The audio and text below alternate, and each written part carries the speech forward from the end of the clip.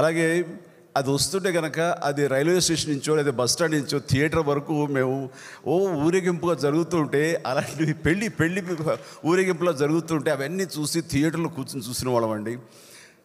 Songs బాగుంటాయి మళ్ళీ replay చేయండి అని చెప్పి చేయించుకునే వాళ్ళం అండి. అది ఆ ఎగ్జైట్మెంట్ ఎంత ఉండింది, అంత ఇంత కాదు. కానీ అలాంటి ఎగ్జైట్మెంట్ పాపం చాలా జాలీగా ఉందండి. ఈరోజు జనరేషన్ అది లేదు కదా, అంత ఎగ్జైట్మెంట్ లేదు కదా అంటే నాకు నిజంగా సత్యం అనిపిస్తుంది. ఇప్పుడు టికెట్ బుక్ చేసుకోవాలంటే చొక్కాలు చించేసుకుని క్యూలో నుంచి చూసిన అవసరం లేదు. అండ్ ఫిల్మ్ రావాలి అంటే అలాంటి ఏంటి ఫిల్మ్ రావటం ఏంటి అనే ఒక కొత్త క్వశ్చన్ వేస్తున్నారు వాళ్ళు.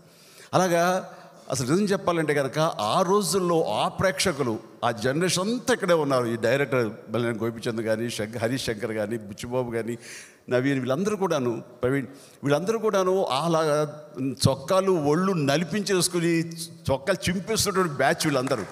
ఈ ఎగ్జైట్మెంట్ ప్రజెంట్ డే ఆడియన్స్కి లేటెస్ట్ జనరేషన్ నిజంగా లేదు కదా. అది ఎలాంటి అనుభూతి అంటే అంత ఇంత కాదు.